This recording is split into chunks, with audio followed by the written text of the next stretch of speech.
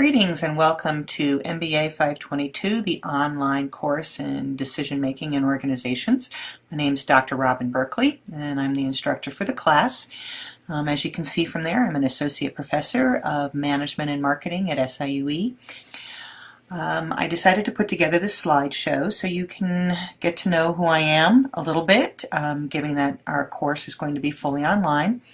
So sit back and listen a little bit about me, and I look forward to seeing all of your videos and what you like to do and who you are. Thanks. I got my bachelor's degree in science from Marquette University in 1986. I did some biological research in all sorts of areas for a few years during my undergraduate studies and decided that science wasn't where I wanted to go. I didn't want to go to medical school anymore, so I decided to start to work in industry.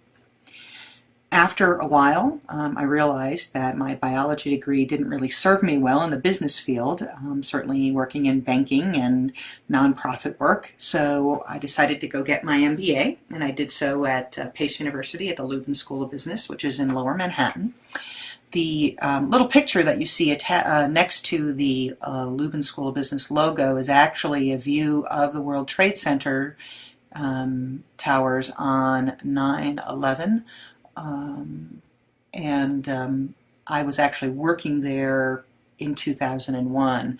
When I was an MBA student, it was in the early 90s. But I did go back and teach there for a while, and that's a picture of 9/11 on that day. And I will be talking about 9/11 as we talk about crisis management and some of my experiences on that day and some of the lessons that we learned on that day about how to manage a crisis better.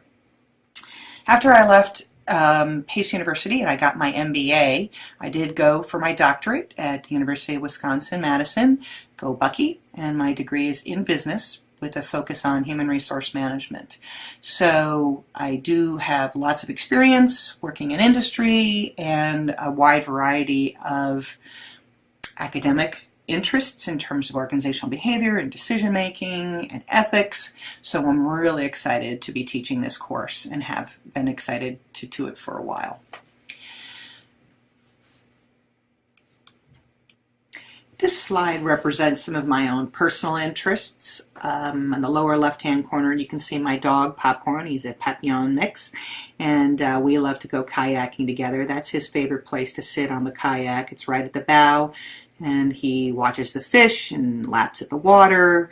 And I think that picture is actually on Creve Coeur Lake. Well, we went kayaking last year sometime. In the upper left-hand corner, you can see some knitting needles and some yarn, and needless to say, I do love to knit. Am I good at it? Maybe not so much, but I do love to do it, and I love creating things for my family, even if the quality may not be, you know, Saks Fifth Avenue quality, but it makes me happy. Another habit or practice that I really have that I enjoy is geocaching, which is the lower right-hand corner. If you're not familiar with geocaching, basically you use GPS-enabled phone or GPS-enabled device, and you get the GPS codes to find items that are hidden out in nature, sometimes in absolute plain sight, and you don't even realize you're looking at a geocache. And it's a lot of fun. I've found over 2,000 geocaches, pretty much all over the world, in Canada, and then many of the states here in the United States. It's a great exercise, time to get out, walk, get some fresh air, summer, winter, spring, doesn't matter. It's an enormous amount of fun. So the last one at the very top is a camera, which represents my interest in photography and how much I love taking photos. And what you'll see in the next few slides are some of my photos that I've taken, some of my favorites that I really like. But it's a wonderful way to be creative. I don't have a lot of opportunities for some creative outlets, so the camera is my way of being creative. This photo was taken in a store window in Eureka Springs, Arkansas, sometime around Thanksgiving a few years ago, I think 2009. It's a beautiful place to go if you've never been to Eureka Springs. This photo was taken at sunrise over on Azateg and Chincoteague Islands off the coast of Virginia and Maryland. And as you can see in some of the sunlight, you can actually see the dew on some of the spider webs that are out there in that beautiful field.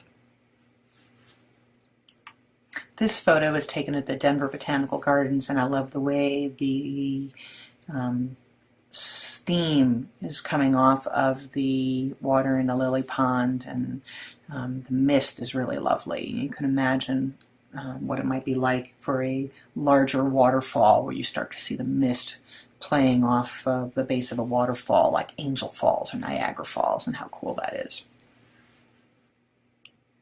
The next two slides were also taken in Eureka Springs. I liked this one because I could just focus on that red Christmas ball that was sitting in that beautiful old statue, and so I contrasted the color of the ball with the black and white of the statues there, and the greenery that was, you know, just muted with some grays and black and white. While this photo is a bit grainy, I really like the pearlescent effect on the balls, in the bowl, in the window. You can see the reflection in some of the balls of the buildings that are around it, and it's just really fun and Christmassy. As long as it's the Christmas season, you know, it makes me happy to see these sorts of things. It's very colorful and bright and has very good imagery and messages and memories for me around the holidays. As for my own personal values and beliefs, I go to a Unitarian Universalist church in Alton, Illinois. I love the Unitarian faith tradition because it really embraces all paths to truth and all paths to God, if you believe in a God or a higher power. I think of myself much more as a Buddhist than I do any other religion. Unitarian Universalism is really a faith tradition. It's not, technically speaking, a religion in the same way that Catholicism, for example, follows a creed. But I do like the ideas of Buddhism and the rules of behavior and how to be at peace with yourself and be at peace and connected to the rest of the world. I like to do yoga and meditate, so the Om is a reflection of the yoga and meditation practice that I have that keeps me grounded in reality.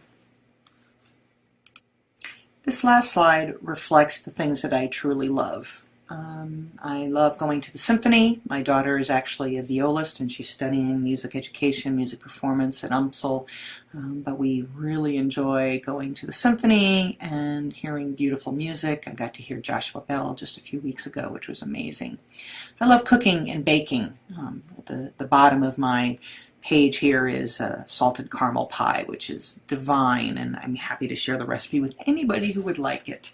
I love music, I love theater. I particularly love drama over musical theater, but having lived in New York City for a while, I got spoiled being able to go to plays on Broadway, off-Broadway, off-Broadway, and the opportunities to see all sorts of wonderful things and wonderful actors up close and personal. You've already met Popcorn, who's in the top part of my slide here, and he's a wonderful dog. He is a rescue, but he means everything to my family. I love camping and outdoors. I love my kids, love my girlfriend, my significant other, who actually works at McHenry University. And I also really love teaching. For me, it's a gift to do this. And people say every day, if you could do anything in the world, what would you do? And I'm doing that, which makes me happy. The only other thing I'd rather do is be sailing around the Caribbean, not working, but absent needing a job and money. Teaching is what I would want to do. So thank you, Albert Einstein. It is a valuable gift. So this concludes the slideshow that introduces you to me. And I look forward to seeing your own videos when you have a chance to make them up and getting to know each other in class. It's really important to do this when we're in an online environment, so please take some time to be thoughtful in the creation of your slideshow, and we'll see you in class soon.